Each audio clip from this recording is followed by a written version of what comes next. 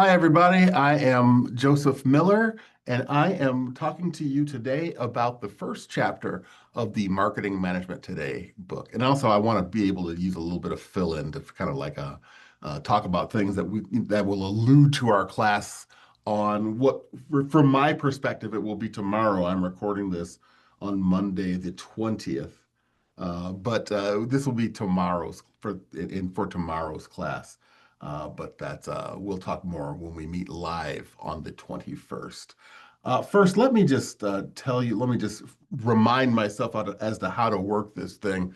I do believe it's pretty straightforward. Once again, my name is Joseph Miller, and this class is marketing management. Yeah, okay. I'm kind of remembering how to do this now. Cool. Great. Let's move on. All right. So if you've never taken a class in in in principles of marketing, let's just talk for a minute about like what that is. Like every single company, they have everything a company when it comes down to the marketing philosophy, marketing is based on the idea of the transaction, right? It's based on the idea that everything is predicated on transaction. Right? And typically, what the company provides a product, a service, or an experience, right? And marketing, part of what's the nature of marketing is that everything is predicated on what we can do to make more transaction. So everything is focused on what the customers bring into this and how they're going to perceive value. So what does the customer bring to this? Right? The customer, what they typically will bring classically, it's money. Classically, it's money. That's what they're bringing for this transaction. But of course, we now know that what we're looking for from customers could be something more. In other words, it's something that is worth the ability to invest in because it's something of worth to the company. For a lot of companies now, especially in the internet age and the social media age and the AI age, one thing that we're looking for from customers is for them to bring information, right? What kind of information? I don't know. Buying habits, information about their buying habits, perhaps. Information about their preferences, perhaps information about their social group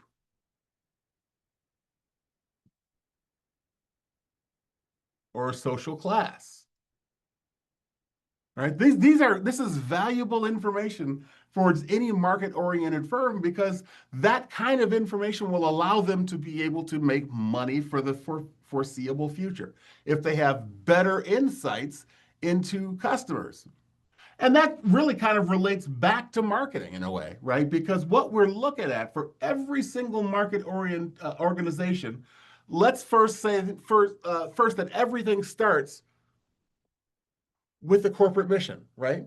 You've seen these companies with these mission statements everywhere. Everything leads with that corporate mission, right? And this is basically, a statement about what kind of company they are, what that company values, and what they are going to be going forward, right? That's their mission statement. And that's basically a statement that allows for people, especially in publicly owned firms, that allows them the ability to invest based on what that mission would be. Now, once you have the mission statement, what do you want to do? You want to run some kind of situational analysis, right? In other words, you have to have some kind of knowledge about what power do you have in the marketplace for the marketplace in which you're trying to appeal to, and what are some of the liabilities that are out there? So you look at the situational analysis. One thing you might look at first is the internal factors, right? Things that are internal to the firm. What does this firm do particularly well? And what do they do particularly poorly, right? A strength for a company is something that probably is a strength that is very difficult to imitate that strength, right? It's very difficult to imitate it. I can tell you that one thing that a company that's very, very popular with people is Harley Davidson, right? Harley Davidson has a strength that is inimitable, right? For a lot of people, to buy a motorcycle only means to buy a Harley, right? It only means that. Any other kind of motorcycle compared to a Harley Davidson motorcycle is just it's like an imitation of the activity of motorcycling, right? There's also weaknesses to the company, right? What's one weakness that's associated with Harley Davidson, right?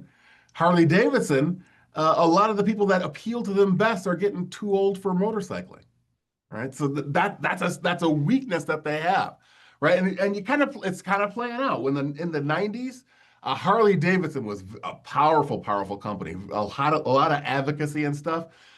Now today they're having trouble. They're having trouble passing this tradition of motorcycling on to younger people. So that's an issue as well, right?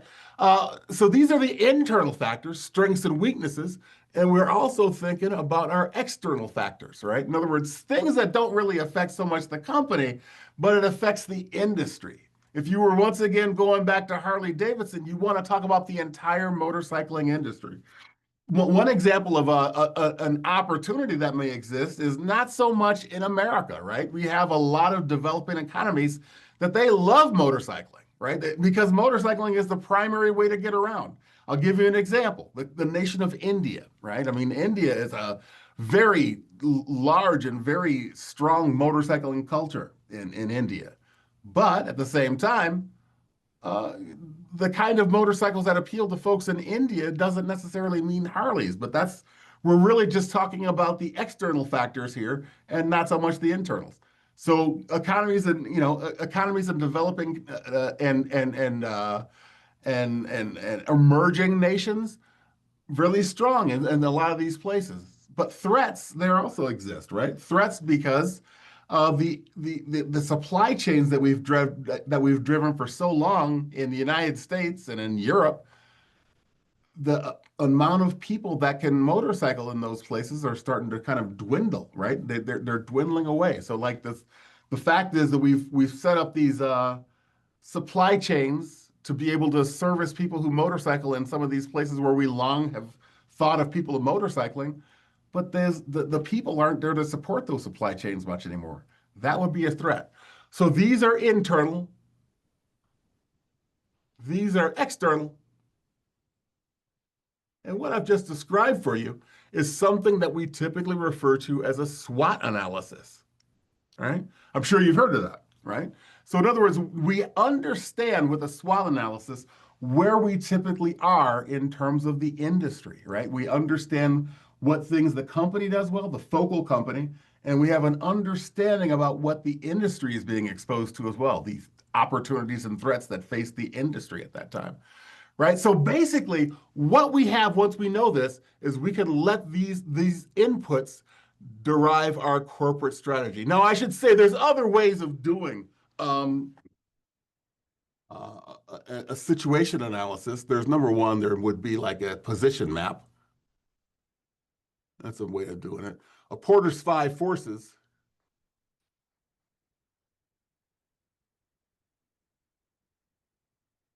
And we also have, let's see, the Boston Consulting Group matrix,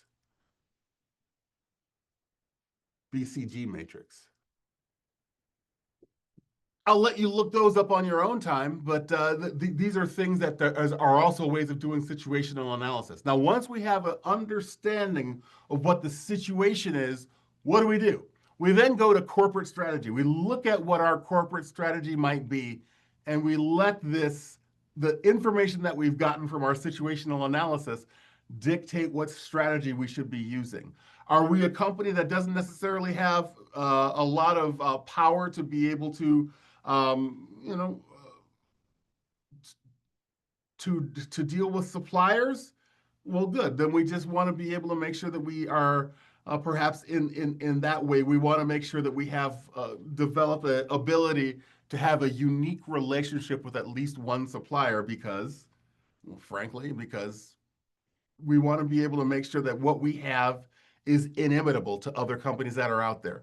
Perhaps in our industry, we have perhaps, not a whole lot of, there's a lot of rivalry between the companies.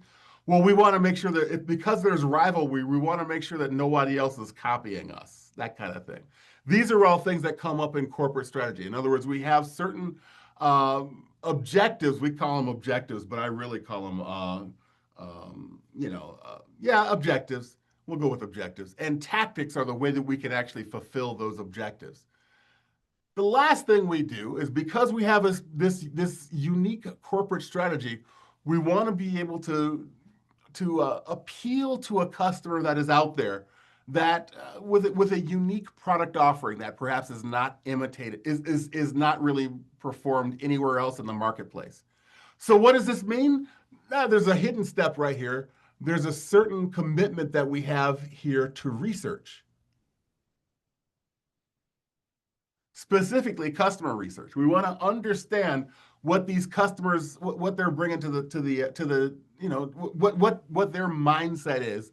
We want to be able to have an insight on a customer that may not be particularly being appealed to by other companies that are out there, or we want to be able to have customers who are not necessarily, they're not happy with what's already out there, right? So we do a research, and once we do research, we have an insight into the customer base so that we can take at least one target, oops, uh, at least one target, and we can appeal to them with a unique product, a unique price, a unique promotion, advertising strategy, as it were, and a unique distribution strategy that appeals to that target market, right? Because we did our research is going to give us insight into what this should be. These are our 4 Ps, by the way, for those of you who took the class before. Our product strategy, our price strategy, our promotion strategy, our place strategy. Product being this is what they want to see from us, right? They want to have a product that has these particular set of features that have these ancillary features. Like they want to have a product with a warranty. Perhaps they want to have a product that has a really good service. Something like that. We have a product strategy that appeals to them, right? They want to be able to buy it in particular places and so forth. But that really speaks to place. The pricing, in other words, pricing is the thing that you have to mainly give up, but it also sets a message of what's expected, right? So the pricing is this is what you have to give up in order to be a part of this, to take place in this transaction. The third is the promotion strategy, right? In other words, this is the thing that you have, how we're going to communicate with you. The advertisements that we use, the public relations that we perform, perhaps various forms of, using salespeople and perhaps like various forms of like external promotions that you see perhaps in stores or uh, taking place in events or things like that. And lastly, the pricing strategy. In other words, the distribution strategy. You are looking to find this product in a particular place, and the understanding is if you're going to be a part of this community, um, you know, you want to be able to have a certain place that you're looking for when you buy it. Think for a minute about like the difference between M&M's candies and Ghirardelli candies, right? Both very popular chocolates. But M&M's you can buy anywhere. Ghirardelli you buy at shockingly a lot fewer places. And they're both popular, but their place strategy, their distribution strategy is very different. At M&M's you can buy it at the car wash or at Menards. Ghirardelli you buy typically in places where you get finer foods, things of that nature, right? And lastly, once you've done this, you do things. You have a plan to like implement this into practice, and you evaluate how well it went. All right, I'm gonna grab a drink of water right quick. I'm thirsty. Hello, wait. All right. Now, basically, when you take a principles of marketing class, you are looking at these factors, and they're really gonna like drawn out into like a whole bunch of terminology and trivia. But basically, this is the structure of any principles of marketing class. This class is not principles of marketing. We're not going to do the grad school version of this. What we are going to do now is we're going to look at marketing as an activity. Basically, marketing, when you do marketing, there's two basic things, right? The first is marketing is number one, a set of activities.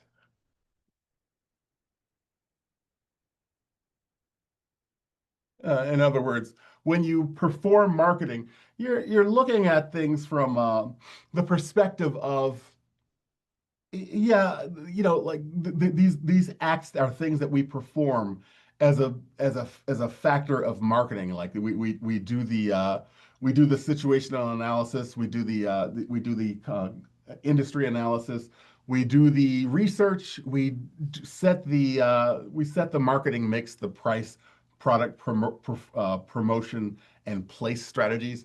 We do all these things because that's what we do as marketers, right? So it's a set of activities, but also marketing is also number two, a philosophy, right? And by that, what do I mean by that? I mean, if you are a market-oriented company, the things that you do in that company are things like number one, everything is focused on the customer. Everything is focused on the customer. You ask anybody that works in an organization why they do what they do. That is, if that organization is truly a marketing oriented culture, they will say that we do this because this is what the customer wants. You ask someone who works in finance at a market oriented company, he said, why do you do what you do? Well, we do what we do because we have certain things that we need to pay for because this is what our customer values, right? So in other words, it's not a financy, even though they work in finance, they're a market-oriented company. So it's not a financy answer, right? You ask someone who is like a janitor, why do you do the thing? What is your job here? Well, I keep the place looking spiffy and nice and clean because when the customers come into the office, this is what they expect. This is the expectation of the customer. So that philosophy about marketing is is met at the same time by that set of activities. So in this class, what we are looking at is, and what I want you to hold your me and yourselves accountable to throughout the entire class, is that we're really looking for a way of describing, both of these things, right? Both the activities and philosophy, but the way in which we present this information is a little bit different. Let me explain, right? Basically, the textbook that you have, it comes into 5 modules, right? And every single week, except for week 1 and the last week of class, we will discuss a different aspect of the way in which we can describe the marketing activities, right? In other words, we look at things from the perspective of a brand. Whoops. In other words, managing the brand, right? In other words, how do we administer to the notion of a brand, and how do we protect the brand, and how do we expand the brand based on marketing management activities? We look at our relationship with customers, right? In other words, how do we maximize our relationship with customers? And so I'll give you a lot of things to read about this. The products itself, right? How do we describe the products that we are able to turn out? How do we maximize that from a marketing perspective? The communications that we do, in other words, all the advertisements that we send out, or the messaging that we send out, or perhaps think about like the messaging that we want to send out to our salespeople, or to our people who do public relations, or things like that, or the promotions that we send out. How do we make sure that these things are all internally consistent? All right. That's important, right?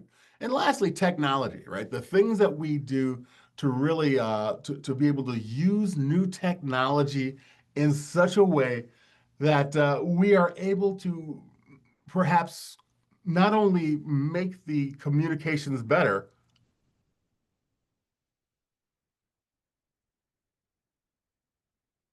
but also form new competitive advantage.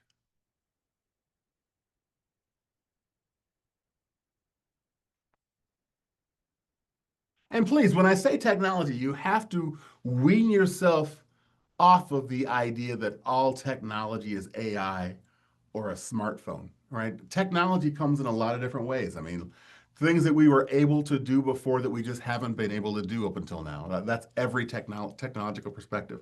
Now, what's great is that every single week when we think about these five, through the weeks we will go through these five areas, we will look at everything. One chapter will be devoted to the customer perspective, and the other will be devoted to the company perspective, right? In other words, we look at this from the perspective of the customer and the perspective of the company. That's really why I'm really kind of attracted to this book series on Stukent, because frankly, remember I told you, everything is predicated on the transaction. Right? And if you're in business, you have a pretty good understanding of what the company perspective of anything is going to be, right? And these are the things that we can do. These are the resources that we have available to be able to make this happen. We have the this particular position in the marketplace. You understand that. But what you might not understand are the things that are going to actually get someone to buy, right? In other words, they have to have a perspective too. Because the purpose of all marketing is to try to maximize transaction. I'm sorry, I shouldn't say that. Maximize the likelihood of transaction. You want to maximize the likelihood of transaction. All right. So, in order to understand that, you are bringing your company perspective, but you want to also have an understanding of the customer perspective in order to do that. Good. All right. So, let's move on quickly. Yeah. So, like I said, the book emphasizes these two perspectives to help you be a better marketer because you have to understand things from both sides, right? There are common marketing concepts and terms that are highlighted, included in the glossary, like every class has, every survey class has. This book assumes some prior knowledge of marketing, but makes every effort to meet students where they are. In other words, you know, a lot of you have taken principles of marketing, and a lot of you have enough um, experience in the world to make a few guesses about what some things are, right? And so I certainly don't want to discount that. But I have to admit to you, I mean, I'm a professor of marketing. Frankly, I'm the head of the marketing and entrepreneurship department here at UNI. And I got to tell you, I was fully 28, 29 years old before I had a really good understanding of what marketing really was. I didn't study it as an undergrad. I didn't really, I thought basically all marketing was just advertisements. That's what I thought it was. But basically, it's leveraging every single part of of the communications and the exposures that consumers have with a company to be able to decide whether or not they want to actually engage with that company, right? In other words, it's the pricing, it's the product and the kind of messaging about the product, it's the service, it's the warranties, it's the advertisements, it's the salespeople, it's the communications, it's the advertisements, it's the it's all that stuff, right? It's the distribution strategy, it's the retail establishments. It's all that stuff. Every single thing is marketing, right? So we have to think about like it's a totality approach. It's much more than just advertisements, like I used to think in my 20s, right? All right. Book contains some redundancies in content, and that is true. Like you will read something from the perspective of the customer and then turn around and read things from the perspective of the company, and you'll say, well, we already talked about this. But understand, just because you already talked about it, you have to be able to expose yourself to the idea that these things have a certain, perhaps a different kind of orientation when it comes from the perspective of the company versus the customer, right? All right. Examples provided run the gamut to include larger, well-known, but also lesser-known companies to illustrate potential careers in companies and so forth. All right, so let's talk first about brand briefly, right? From the perspective of brand, what is it that the marketing manager does? Well, you can see the list of things that they actually perform here, right? They create brand awareness, they develop brand preference, build brand relevance, groom brand advocates. That is to say, the people who are the best customers, who are the people who I will actually go out there, you want them to be advocates for your company, right? Because when they're advocates, they are the people who will talk about your product, and they will be an advocate for your product on the marketplace, right? For a while, Amazon grew tremendously because of the perceived nature of advocacy, right? Because they had those ratings that they would allow you to rate everything. Recently, we've that's come into a lot of question because of the fact that so many companies are paying people to give positive reviews for their products. But for a long time, a lot of growth came from the fact that people really had a lot of trust in advocacy. If you are a person who considers yourself Gen Z, Gen Z folks typically they have a lot of trust that they place in advocacy because Gen Z, the generation I'm talking about here, Gen Z typically doesn't really put a lot of stock into trusting advertisements. All right, they want to hear from their friends or their perceived peer group.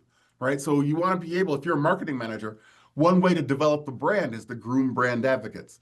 You want to conduct brand research and establish brand guidelines. When is the brand? What is the use in which the brand should be used? What is the voice of the brand? How should the brand portray itself when it wants to build a trusting relationship with customers and so forth, right? All right. So what do they do in terms of customers, right? What do marketing managers do? They get new customers or try to get new customers. Getting new customers is very, very costly, right? It's a very, very costly product. It's a very, very costly endeavor. Why?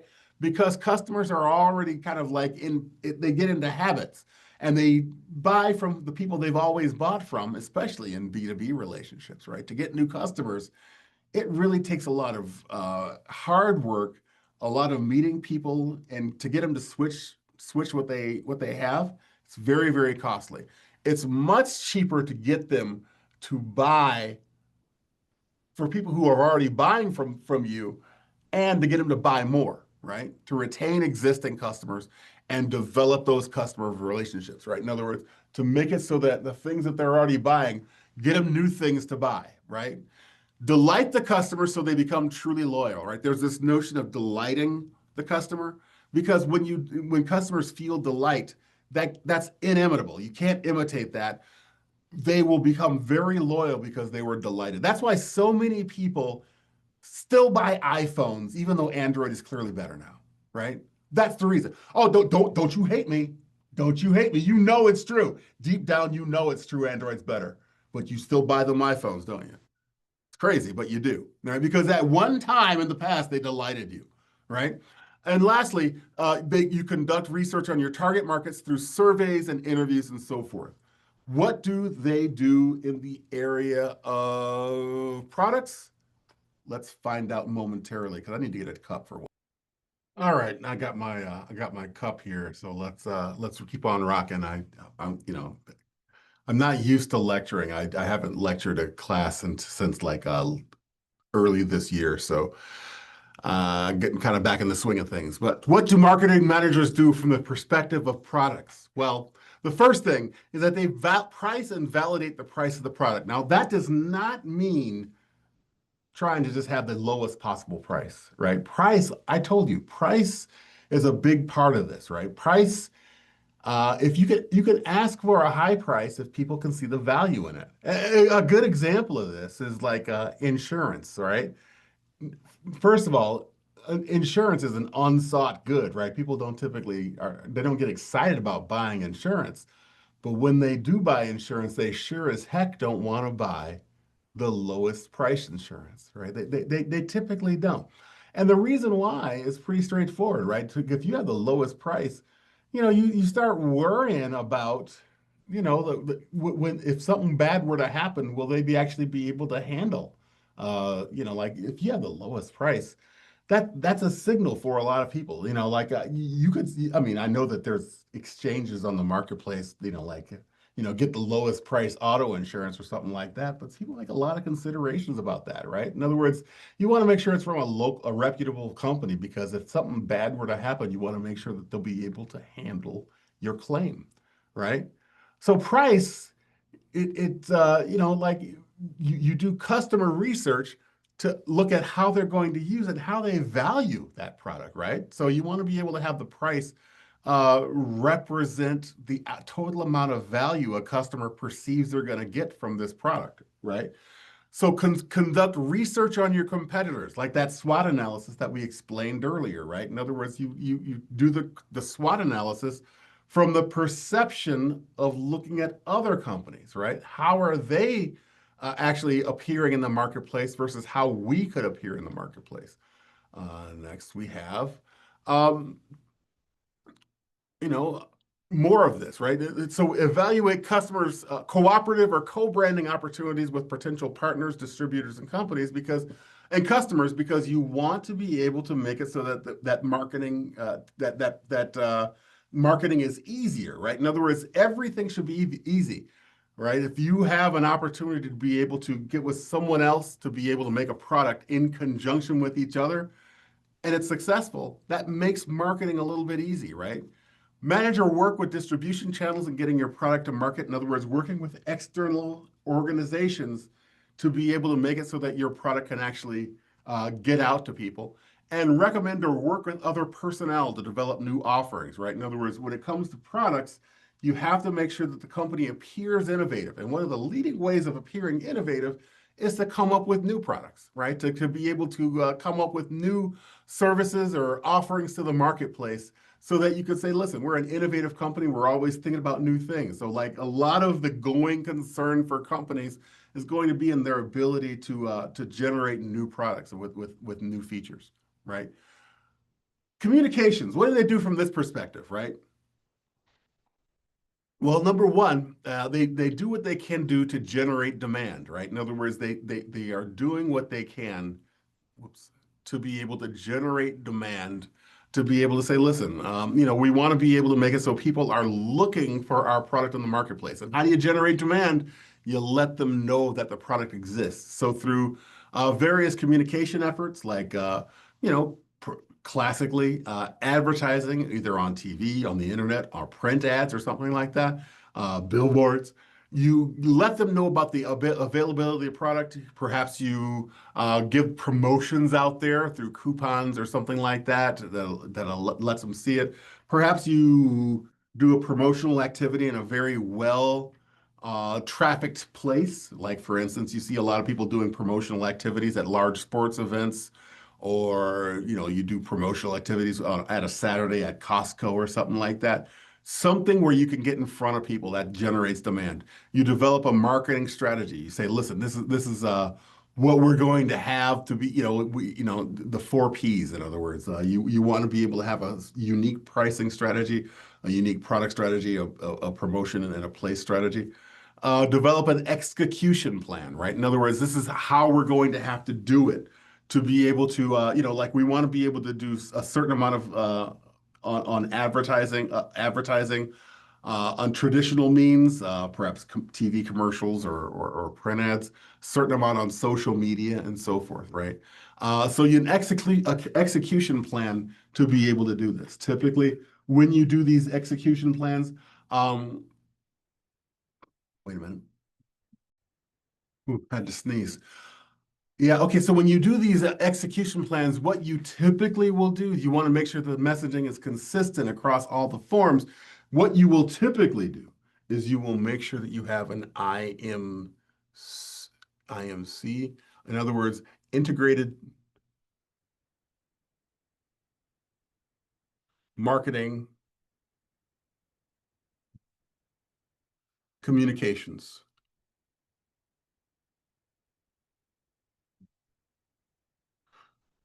That's how you make sure that, for instance, the radio ad that you might run is consistent with the print ad. You want to make sure that they have the same voice.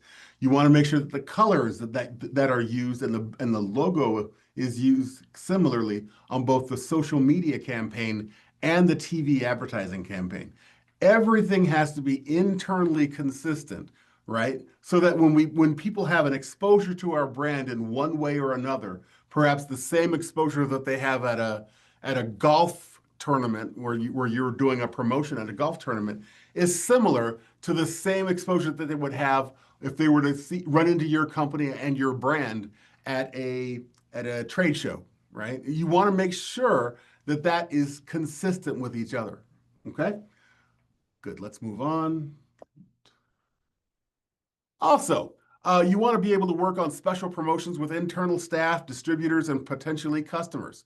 In other words, this is something else that marketing managers do. They work on those special promotions to be able to have those interactions with everybody in the supply chain, from the people that you work with every day to the people that you work in partnership with, your distributors, and you want to be able to work with the customers that you have, right? The people who are affected by the work that you do. Market your products to prospective customers and existing customers. Evaluate PR opportunities for your product, public relations opportunities for your product. If your company is out there doing good in the neighborhood, if they're doing good if they're affecting people in a positive way, you want to make sure that you get some public publicity for that, right? So the public relations aspect of this is very significant for a lot of brands. Also, it's significant if your brand gets caught doing something badly. You have to be able to use public relations to put the best spin on this stuff. I'm sure I don't have to tell you that, being mature folks. And lastly, you want to develop an advertising plan, both online advertising and offline advertising, to be able to make it so that this, again, you want it to be integrated internally so that, it kind of runs together, right? It's consistent, right? But you want to be able to have a lot of exposure to your advertising campaign when you do that, right? But we still have more communications. You also want to evaluate events and experiences for your brand or products, conduct email campaigns, help with conversions, that is to say, sales, right? Help the salespeople as best you can, because those salespeople are effectively, for the vast majority of customers, I'm sorry, for the vast majority of companies, the salespeople are effectively the face of the company, right? It's not going to be your logo so much. It's going to be, for most companies that are doing business, typically in business to business sales, the salesperson represents the actual uh, face of the company, right? And lastly, work with sales to ensure the company is maximizing sales opportunities.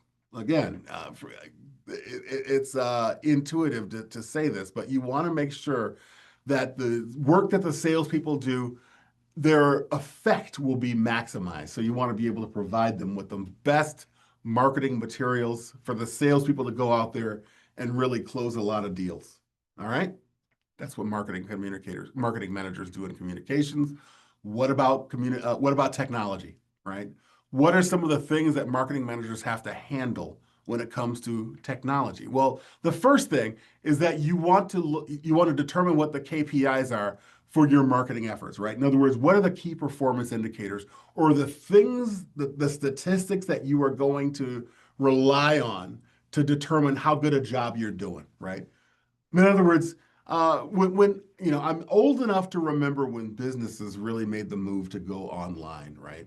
There was a lot of kerfuffle about what should we use to look at how good a job we're doing when it comes to online sales. And they had bandied about it for a few years. Now that we have been doing it for a while, we all know the ones, right? We're looking at like how long they are on a particular page, their conversion rate, how much time does it take for an item to go into a shopping cart to when it's actually purchased, and that kind of thing, right? These are very common key performance indicators. But again, when online commerce was new, but we didn't really have we didn't have consensus about what those KPIs would do. And for a lot of new technologies, we still don't. Like a lot of the things that we do in the area of of artificial intelligence, it's tough to determine how these KPIs are going to work when we have, like AI processing a lot of the formerly human work that's done out there. Work at a CRM/marketing automation system, right? In other words, for a lot of companies, most forward-thinking companies, they have some kind of way of documenting the conversations and the history that they have with their customers, right? So they have a CRM system that logs every single contact that we have with customers, right? Well, if we were to make a phone call, it logs the phone call. If we were to visit them, the salespeople or the people who are doing customer outreach, are expected to log that in the CRM.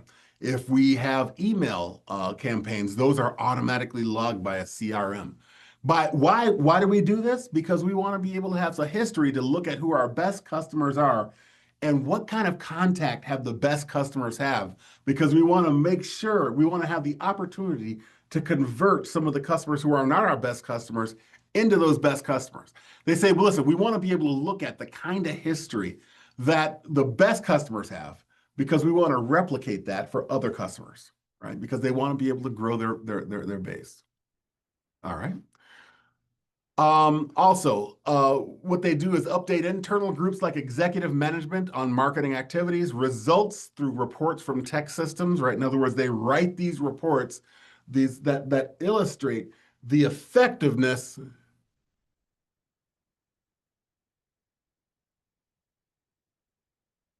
of marketing activities.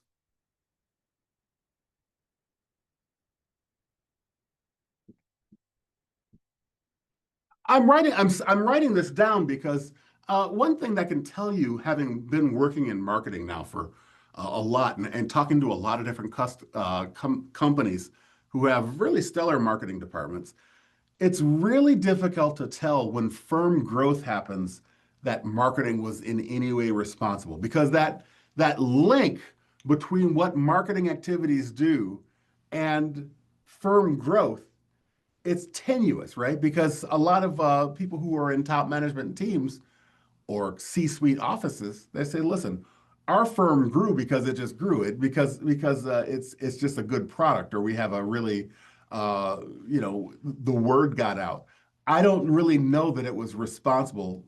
Our firm growth is responsible from like the things that marketing did, right?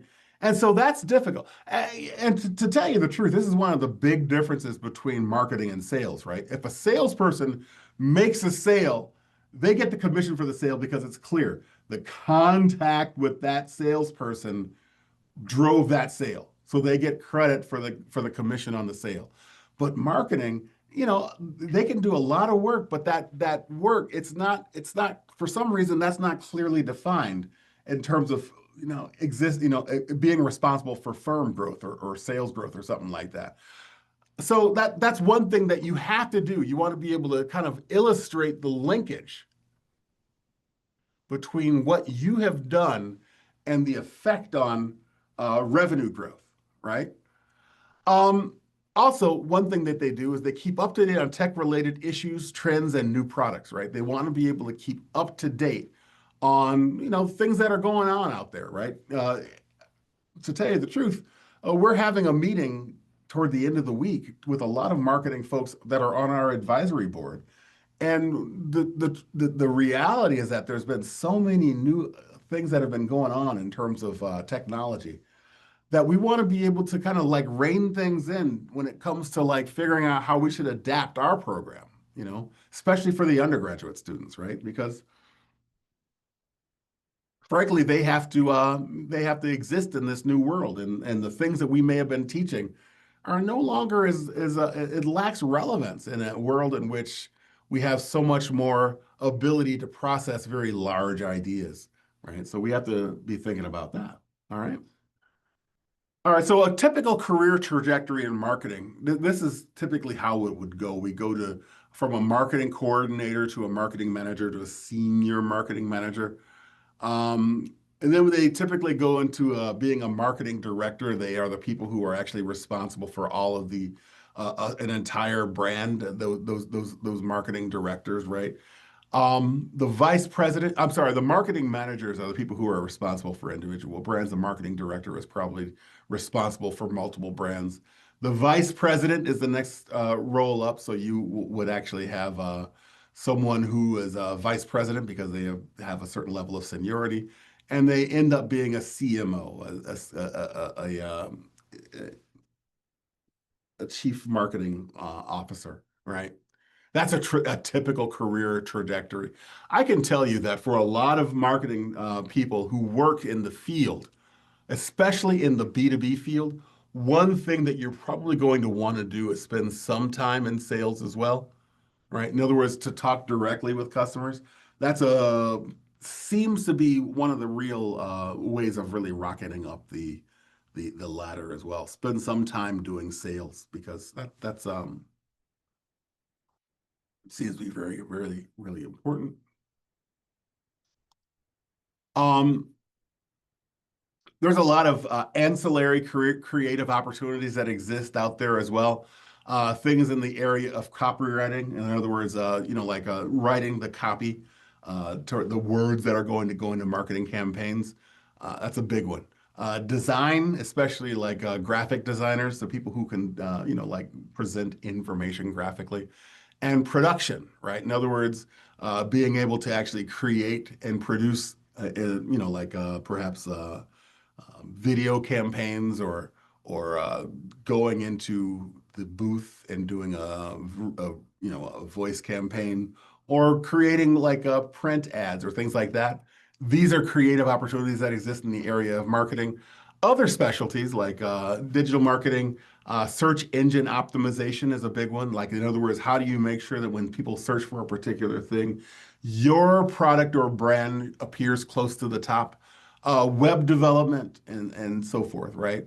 Of course, web development. It seems like that's one of the things right now that is, um, like we can do a lot of AI for that. So, like, in other words, if you have the ability to leverage AI to create websites, that is what's hot right now. Entrepreneur and freelancers, these people who are, like actually have a company that they run because they're trying to put something out there. And freelancers, these are people who do marketing, but they don't, typically they charge so much money that people can't afford to bring them in-house. But they are people who do marketing, who have a name for themselves that work with on a contract basis with other companies. All right.